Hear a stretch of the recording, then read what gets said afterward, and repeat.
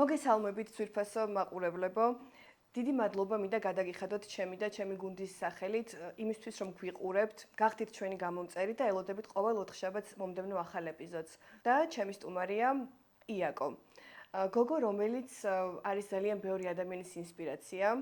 შეიძლება არ არის ფართოდ ცნობილი, მაგრამ ვიწრო წრეებში არის ფართოდ ცნობილი, განსაკუთრებით იმისთვის, ვისაც უყვარს ლაუნჯები, ფენსი ადგილები, კლუბები, ეს იქნება თბილისი, ბათუმი და ასე შემდეგ. იაკო, გამარჯობა და გამარჯობა. მადლობა, რომ ხარ ჩემი სტუმარი. ძალიან დიდი მადლობა პირველ რიგში მოწვევისთვის და მიხარია, რომ დღეს შენს გადაცემაში ვარ. მინდა წარმატებები გისურვო და კარგი წამოწყება გაქვს ძალიან. მადლობა, შენს გაქვს ახალი წამოწყება და მინდა ასევე გისურვო წარმატებები და ეს არის ერთ-ერთი მიზეზი, რატომაც ხარ დღეს აქ. მოდი დავიწყოთ ყველაფერი თავიდან. შენი წარგვიდგინე ვინ ხარ და ანუ რას აკეთებ, რომ იცოდეს მაყურებელმა დღეს რა თემაზე ვისაუბრებთ. თავიდან სარესტორნო ბიზნესში ჩვეულებრივი ისტორიით დავიწყე მიმტანობით. ეს ჩემთვის უბრალოდ სამსახური იყო, მაგრამ მალევე მივხვდი, რომ ეს სფერო ძალიან მაინტერესებდა, მიყვარდა ხალხთან ურთიერთობა, მომწოდა ის საქმე, რასაც ვაკეთებდი და ეტაპობრივად განვითარდი ამ სისტემაში. თავიდან მიმტანი ვიყავი, შემდეგ ბარმენობა შევისწავლე, შემდეგ უკვე მენეჯერი, მომეცა შანსები, რომ კარგად გამომეყენებინა და ვფიქრობ, ამიტომაც ვარ დღეს შენთან გადაცემაში.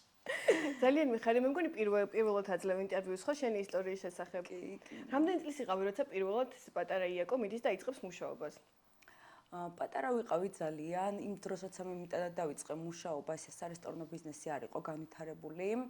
სულ რამდენიმე ადგილი იყო მგონი და აქედან გამომდინარე ძალიან გამიჭირდა, იმიტომ რომ არ ვიცოდი, თვითონ არც იმ კაფე-ბარებს ჰქონდა დიდი გამოცდილება სარესტორნო ბიზნესში და შესაბამისად ძალიან რთული იყო თავიდან ჩემთვის, იმიტომ რომ არ ვიყავი მიჩვეული ღამის თენებებს, არ ვიყავი მიჩვეული დატვირთვას და სარესტორნო ბიზნესი მოითხოვს უდიდეს ენერგიას და ეს ენერგია გჭირდება იმისთვის, რომ ზუსტად აკეთო ის საქმე, რასაც იმ დროს ასრულებ იმ კონკრეტულ ობიექტზე. შენი პირველი სამსახური რომელიც ღამის თენებასთან იყო კავშირში, იყო ბათუმში, ერთ-ერთი ცნობილი კლუბი, ხო? იქედან გამომდინარე, რომ მიმტანობის გამოცდილება უკვე მქონდა, ჩემო მეგობარმა მომცა შანსი, რომ მესწავლა ბარმენობა და ეს იყო ბათუმში, სექტორ 26, სადაც ძალიან დიდი გამოცდილება მივიღე, გავიცანი უფრო მეტი ადამიანები ამ სფეროში და კიდევ ერთხელ დამარწმუნა იმაში, რომ ეს არის ის საქმე, რომელიც ძალიან მიყვარს და ზუსტად იმ ადგილას ვარ, სადაც ძალიან კარგად გრძნობდი თავს ყოველთვის და მიყვარდა ხალხთან ურთიერთობა. შემდეგ იწყება თბილისური ამბები. კი. ჩამოდიხარ ბათუმიდან თბილისში და დამირეკეს ერთ-ერთი უკვე იხსნებოდა ახალი ობიექტი, სადაც ვიცნობდი ადამიანებს, ვინც ხსნიდა ამ ობიექტს და როცა შეხვედრა იყო, მითხრეს, რომ ბარმენის ვაკანსიაზე ვიყავი მიწვეული, მე შევთავაზე, რომ თუ შანს მომცემდნენ და მენეჯერად დავიწყებდი მუშაობას, მე ვიმუშავდი უფრო ნაკლებ ხელფასზე, ვიდრე იმუშავებდა სხვა იმ დროს მოცემული მენეჯერები. და რა თქმა უნდა, მადლობა ამ ადამიანებს, იმიტომ რომ მათ მომცეს შანსი, რომ დამეწყო მენეჯერად მუშაობა. ძალიან რთული იყო პირველ პერიოდში, იქიდან გამომდინარე, რომ არ ვიცოდი ის რა მოთხოვნებიც მენეჯერს უნდა ქონოდა, იმიტომ რომ ეს მენეჯერის გამოცდილება არ მქონდა. მაგრამ ყველაფერს ვაკეთებდი იმისთვის, რომ დამემტკიცებინა როგორც საკუთარი თავისთვის, ასევე ამ ადამიანებისთვის, რომ მე ამას შევძლებდი. ბევრჯერ მიტირია კიდეც, რომ ვფიქრობდი, რომ ეს აღარ გამომივა და მგონი ჯობია დავთანხმდე ისევ უკან ბარმენად ხარ ვიმუშაოთ ხო, მაგრამ არა მალევე შევძელი ის, რომ ვისწავლე და შევისწავლე ყველაფერი, რაც მენეჯერის უფლება მოვალეობები იყო და მე მახსოვს, როცა იქ მუშაობდი, რომ მოვედი, მეგონა რომ შენიყავი ყველაფრის მფლობელი, იმიტომ რომ ეს ლამაზი კაბა გეცვა და ძალიან ირგებდი ამ როლს. რამ გადაგაწყვეტინა, რანაირად მოხდა ისე, რომ გაბედე და უთხარი, რომ იცით, რაიმე მენეჯერი ვიქნები, ნოლი გამოცდილებით. აი ახლა გვიყურებს ჩვენ ბევრი ადამიანი, ვისაც უნდა რომ თუნდაც თავისი სამსახურიდან უფრო მაღალ საფეხურზე ავიდეს,ერიდება რომ მოითხოვოს ის, რასაც ალბათ იმსახურებს. რას ურჩევდი ასეთ ადამიანებს? როგორ უნდა გაბედონ?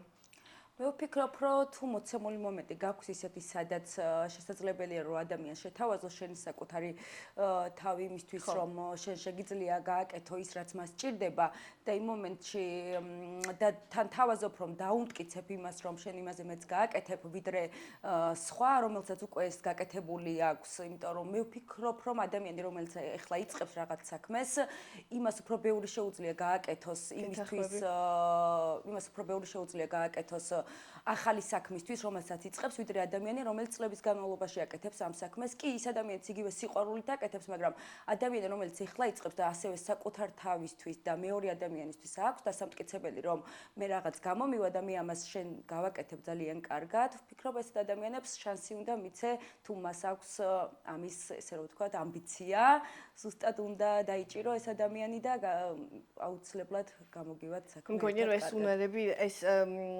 გამბედაობა ძალიან გეხმარება ცხოვრების ყველა ეტაპზე, ხო? კი, რა თქმა უნდა. შენ ცხოვრებაში იყო ეპიზოდი, როცა მოხდა ავარია და შენ რაღაც ეტაპზე გაჩერდი.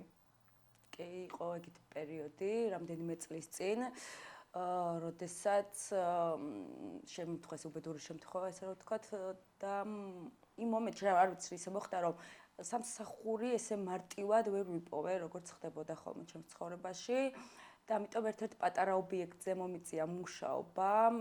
იმ მომენტში ვფიქრობ, რომ ის ჩემი მეგობრები რო არ მყოლოდა ჩემს გვერდზე, ალბათ ისევ დავბრუნდებოდი იქ, საიდანაც წამოვედი. აი ეს ადამიანები დამეხმარნენ იმაში, რომ ეს პერიოდი გადამეტანა უფრო მარტივად.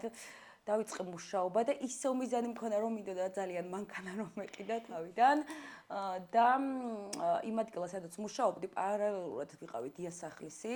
იქიდან გამომდინარე, რომ ორმაგი ხელფასი ამიღო და ის რა მიზანიც მქონდა, ისევ გამეკეთებინა. არ ვიხევდი უკან არაფრისთვის და მე ვფიქრობ, რომ თუ მიზანი გააქვს ცხოვრებაში და რაღაც ისევ ახლიდან გინდა გააკეთო, ანუ ნებისმიერ სამსახურზე უნდა წახვიდე და ეს მეს და არ უნდა ითაკილო არაფერი, თუ შენ საქმე სჭირდება. სჭირდება, იმიტომ რომ მე ეს გავაკეთე და ვფიქრობ, რომ არ ნანობ არც ერთ ჩემს გამოცდილებას ცხოვრებაში. მიუხედავად იმისა, შენ მითხარი, რომ შენი მეგობრები იყვნენ შენი ძირითადი მომხმარებლები იქაც, ხო? კი, ჩემი მეგობრები იყვნენ ჩემი ძირითადი მომხმარებლები ნამდვილად. და შენ მეგობრებს როგორც ვხედავ, დიდი როლი უჭირავს შენ ცხოვრებაში, ძალიან ბევრჯერ აღნიშნე. როცა კითხე, რომ აი რა გრძნობა გაქვს პირველი რა გიჩნდება, შენ მითხარი, რომ მადლიერება მეგობრების მიმართ. ანუ მეგობრებს ჩემ ცხოვრებაში, ანუ ჩემ მეორე ოჯახია და ვფიქრობ, რომ მეგობრობა მარტო ის არ არის, რომ ანუ მე დღეს რაღაც კარგად ვარ და ხვალ თუ ცუდად ვიქნები, ჩემს გვერდზე არ იქნები, იმიტომ რომ მე მქონია ბევრი პერიოდი, რთული პერიოდი ცხოვრებაში, სადაც მეგობრები რომ არ მყოლოდა, ვფიქრობ, ამდენს ვერ შევძლებდი მათი მხარდაჭერა რომ არ მეგრძნო, რომ ისინი ჩემს გვერდზე არიან და ყოველთვის ვგრძნობდი და მეუბნებოდნენ, რომ მე რაღაცას შევძლებდი, მე გამომივიდოდა და მე კი გამომივიდა და შევძელი მათთან ერთად და მადლიერება, ვფიქრობ, ყველაზე დიდი რაღაც არის ცხოვრებაში და როგორც ცუდადაც არ უნდა იყოს ცხოვრებაში, თუ ერთ მიზეზს ძილის წინ მაინც იტყვი, რომ აი ერთი რაღაცისთვის მაინც ხარ მადლიერი, ვფიქრობ, რომ მეორე, მესამე დღეს კიდე სხვადასხვა ბევრ მიზეზებს დაამატებ და აღარ გექნება იმის ხასიათი, რომ დილით ცუდად გაიღვიძო. ანუ ფიზიკურად არ გექნება, იმიტომ რომ აუცილებლად უნდა იპოვო ოღონდ ის ერთი მიზეზი. თავიდან ძალიან ჭირს, შეიძლება ესე თქვას ადამიანმა, რომ რისთვის ვიყო მადლიერი, ცუდად ვარ, რაღაც სამსახური არ მომწონს, რაღაც ბევრი რაღაცები, მაგრამ არსებობს მიზეზები, რისთვისაც შეიძლება იყო მადლიერი და თუ ამ ერთი მიზეზის პოვნას დაიწყებ, აუცილებლად იპოვე შემდეგ ძალიან ბევრ მიზეზს. შენ ახსენე, რომ თუ ყველა კარი იხურება, შენ ქმნი შენ კარს. და შენ შექმენი ეს კარი შენ მეგობართან ერთად, რომელიც არის შენი ბიზნეს პარტნიორი. ხშირად იძახიან ხოლმე, რომ მეგობართან ერთად არ უნდა გააკეთო ბიზნესი და ასე შემდეგ. მაგრამ შენ ეს გააკეთე და ჯერჯერობით ყველაფერი კარგად გამოგდის. რას გვეტყოდი ამასთან დაკავშირებით? კი ბატონო, არის ცხოვრების რაღაც პერიოდზე, ყველა ადამიანს გვაქვს რთული პერიოდი ცხოვრებაში.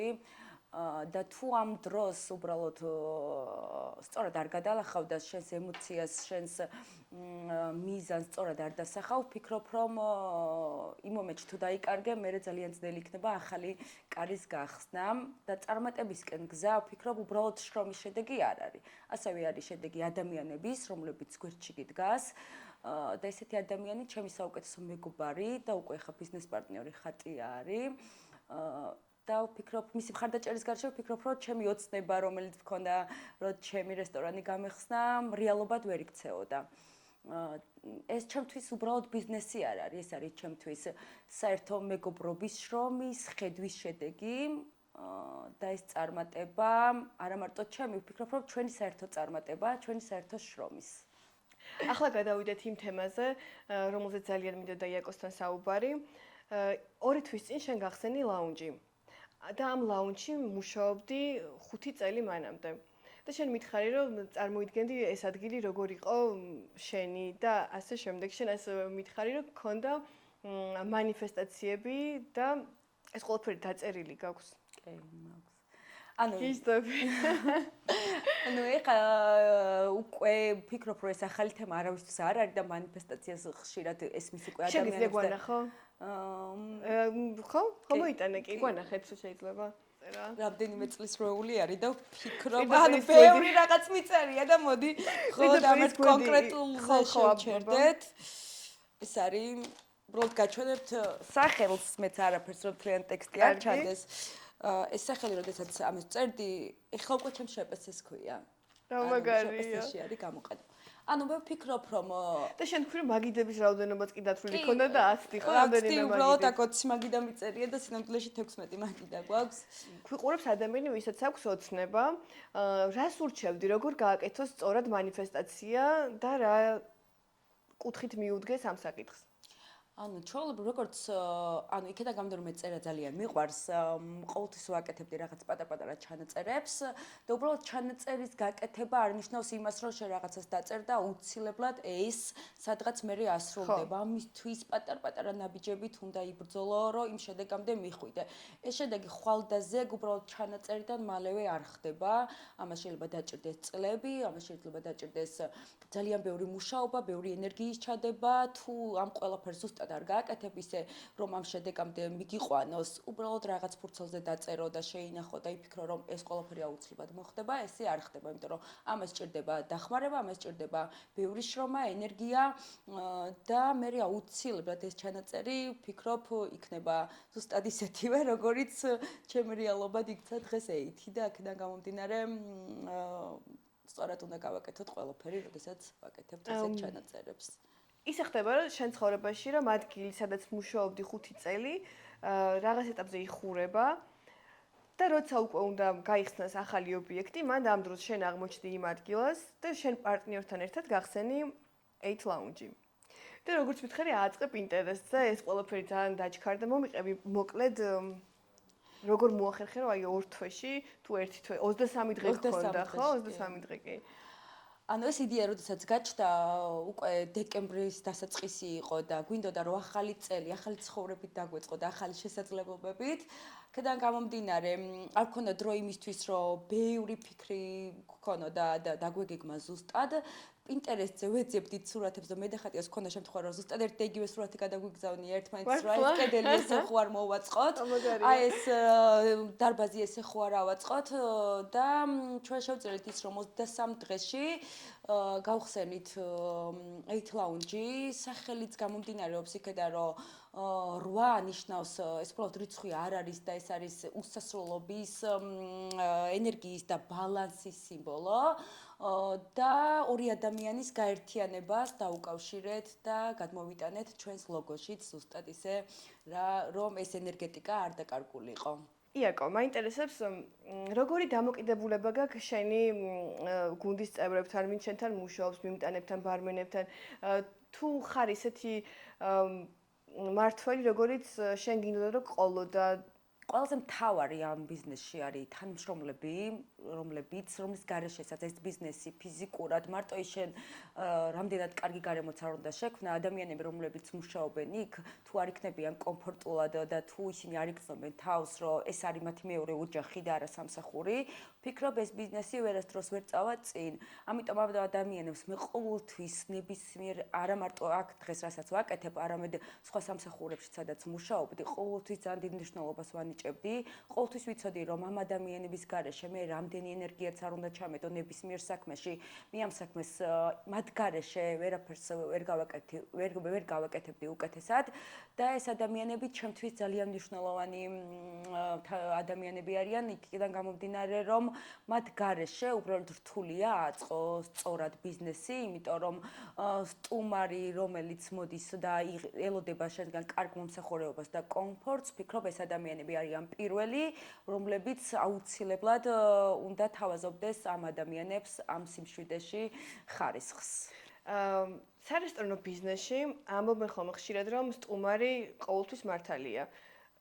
შენ თუ ატარებ ამ იდეას შენ რესტორანში? სტუმარი ნამდვილად მნიშვნელოვანი ადამიანია, მაგრამ ეს იმას არ ნიშნავს, რომ ის არის ყოველთვის მართალი. სარესტორნო ბიზნესი არის დამოკიდებული ადამიანების ურთიერთობაზე და მთლიანად ესე არის აწყობილი ერთმანეთის ურთიერთობაზე და ყველაზე მთავარი ის არის, რომ ორივე მხარემ უნდა ცეს ერთმანეთს პატივი, ორივე მხარე უნდა იყოს ღიმილით, ორივე მხარემ ემოციები უნდა გაცვალოს სწორად და როცა ეს ემოციის გაცვლა ხდება სწორად, შესაბამისად ის ადამიანიც გადის კმაყოფილი ობიექტიდან და პერსონალი, რომელიც იქ მუშაობს, არის ბედნიერი. იეკო, ძალიან ბევრი ადამიანი გვიყურებს ახლა, ვინც მუშაობს ამ სფეროში, არის მიმტანი, ბარმენი და ალბათ სადღაც ყველა ოცნებობს, რომ გქონდეს თავისი ობიექტი, თუ რა თქმა უნდა ეს სფერო უყვარს. შენი აზრით, რა არის ადამიანებთან ურთიერთობის საიდუმლო, რამაც შენ ასეთი ხალხის სიყვარული მოგიპოვა და შემდეგ სხვადასხვა საფეხურზე აგიყვანა? ხო, რას ურჩევდი ამ ადამიანებს? პირველ რიგში უნდა უყვარდეთ საქმე, რომელსაც აკეთებენ, იმიტომ რომ არ არსებობს თუ არ გიყვარს საქმე, რომელსაც აკეთებ, ინტერესიც არ გექნება, რომ სადღაც გაიზარდო. არიან ადამიანები ზუსტად ვიცი შეიძლება უბრალოდ იმიტომ მუშაობდნენ, რომ რაღაც დამატებითი შემოსავალი ჭირდებოდეთ, რომ სხვა შემდეგი ოცნებები აქვთ, მაგრამ ეს იმას არ ნიშნავს, რომ იმ მომენტში, სადაც რასაც არ უნდა აკეთებდე, ის საქმეც აუცილებლად უნდა გიყვარდეს. აქედან გამომდინარე, უნდა გწამდეს შენი იდეის რაც გაქვს იმ მომენტში. მეორეს ალბათ ვიტყოდი, რომ უნდა გიყვარდეს ისევ ის საქმე, რაც თავიდანვე ვთქვი და არასოდეს არ უნდა დანებდეთ ცხოვრებაში. ყველაზე რთულ პერიოდშიც კი უნდა იპოვო გამოსავალი და გააგრძელო შენი მიზნისკენ სიარული. იაკო. როგორ რითი უწევს კონკურენციას Eight Lounge-ის სხვა ლაუნჯებს თბილისში? რატომ მოვიდეთ Eight-ში? მე ვფიქრობ, რომ როდესაც საღამოს განსატვირთად სადღაც მიდიხარ, ეძებ გემოებს, ურთიერთობებს და სიმყუდროვეს და Eight Lounge-ი სწორედ არის ადგილი, იქ სადაც კომფორტი მაღალ დონეზეა. მოკლედ, ისე ვერ გაგიშვებ აქედან, რომ ცოტა პირად ურთიერთობებზეც არ ვისაუბროთ, იმიტომ რომ მე მგონი რაღაც სტატისტიკასავით ვაკეთებ, ვისაც წერ ქალებს, რომლებიც რაღაც ბიზნესის წარმატებას მიაღწიეს და ასე შემდეგ, ყველას პირადი ურთიერთობები ისტორია ძალიან გავს ერთმანეთს და მაინტერესებს შენი. საქმე და პირადი ურთიერთობა ვფიქრობ, ჩემთვის კონკრეტულად ორივეს ერთად ვერასდროს ვერ ვახერხებდი. ყოველთვის იმდენად გადაღლილი ვიყავი და იმდენად არ მეცალა ურთიერთობებისთვის, რომ ეს დაღლილი ადამიანი არავის არ ჭირდება ცხოვრებაში და არც მე მჭირდებოდა, იმდენად დაღლილი ვიყავი, რომ მხოლოდ ერთი რამ მჭირდებოდა, ეს იყო გამოძინება, რომ მეორე დღეს ისევ ის საქმე გამეკეთებინა და გამეგრძელებინა. რასაც ვაკეთებდი. თუმცა იყო პერიოდი, როცა დრო გამითავისუფლდა და ესე რომ თქვა, შემიყვარდა, მაგრამ ასევე ძალიან მალევე დასრულდა ეს ყველაფერი და ამ მომენტში ჯერჯერობით ცვლილება არ მაქვს, ისეთ დაკავებული ვარ და აი, ეხლა ცოტა ვაჭარბებთ ხოლმე, რომ დრო არ გვაქვს, მაგრამ კიდე სხვა მიზეზებიც არის, როცა ძლიერ ქალებს გაურბიან და ასე შემდეგ, არა? შესაძლებელია ესეც რომ იყოს, მაგრამ მე მაინც ვიხრები პირველი პასუხისგან, რაც მე ვთქვი, რომ ამ მომენტში არ ვიცი, შეიძლება მე მართალიც ხარ ვიღაცებს გაურბოდნენ, მაგრამ ამ ეტაპზე ეს ყველაფერი. ნახოთ, აი სტატისტიკას რო შევკრავ ბევრი ადამიანის, მე კიდე გეტყვი, როგორ დასრულდება ეს გამოკითხვა. იეკო, ჩემი გადაცემის სახელია მომავლის მე. ამ ეტაპზე როცა შენი ძველი სურვილები აისრულე დღეს უკვე. დღევანდელი იაკო, როგორ ხედავს მომავალს? თუ გაქვს ახალი გეგმები? ამ ეტაპზე რო გითხრა რაღაც სხვა გეგმები მაქვს არის, იმიტომ რომ ანუ იმდენად ვარ ჩართული, იქიდან გამომდინარე რომ ბიზნესი ახალია, რომ ეხლა ვცდილობ რომ ეს განვავითარო და შემდეგ უკვე დავიწყებ ფიქრს იმაზე თუ რა არის გაკეთება მინდა მომავალში. ამ ეტაპზე მინდა რომ ამ ბიზნესმა ისახელი თქვას, რაც ჩვენ ჩავიფიქრეთ და შემდეგ უკვე ვიფიქრებ იმაზე თუ რა შემიძლია გავაკეთო სხვა დროს, თუნდაც 1 წლის შემდეგ. ეხლა რაღაც პერიოდი მირჩევია რომ ეს განვავითარო ძალიან მალე. იაკო, წარმატებები მინდა გისურვოთ შენ და IT Lounge-საც და მადლობა რომ იყავით ჩემი სტუმარი. ძალიან დიდი მადლობა მოწვევისთვის და გისურვებ წარმატებებს. მადლობა, პაკა.